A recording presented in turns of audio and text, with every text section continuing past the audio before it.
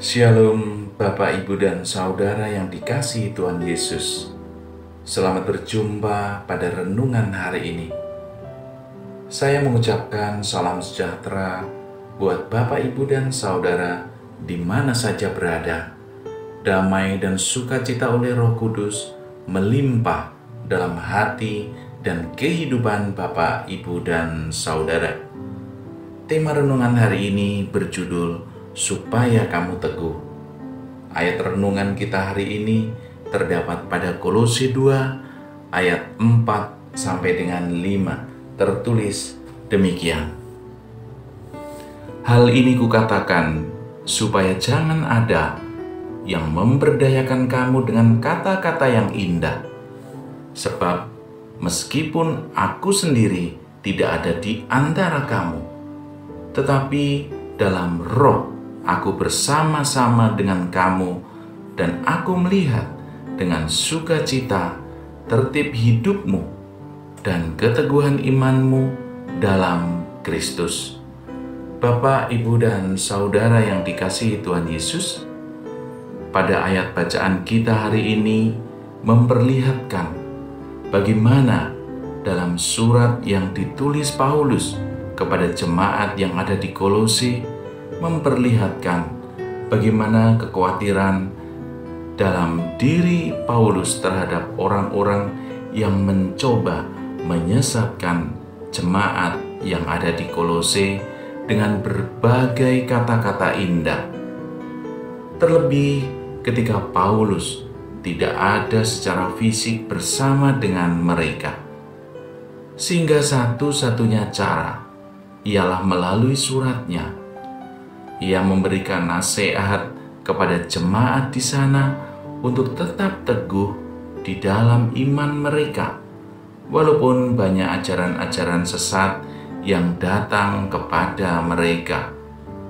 Paulus menyadari bahwa keteguhan iman bukanlah sesuatu yang otomatis terjadi, tetapi perlu dijaga dan diperkuat.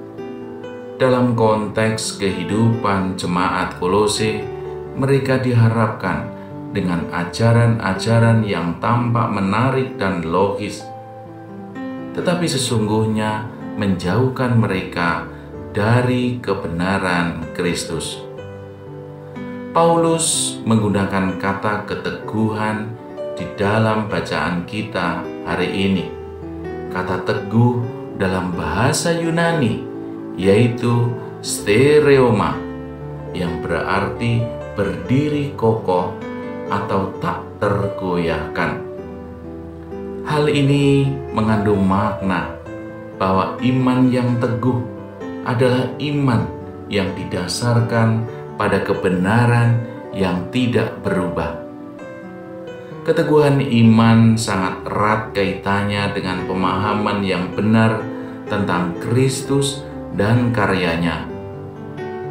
Paulus mengingatkan jemaat bahwa hanya dengan berpegang teguh pada ajaran yang benar tentang Kristus, mereka bisa bertahan dari pengaruh-pengaruh yang menyesatkan. Paulus juga menunjukkan pentingnya ketertiban dalam kehidupan jemaat.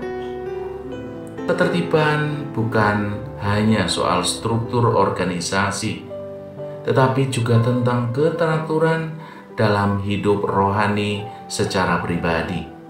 Ketertiban ini menjadi pondasi bagi keteguhan iman setiap kita yang percaya kepadanya.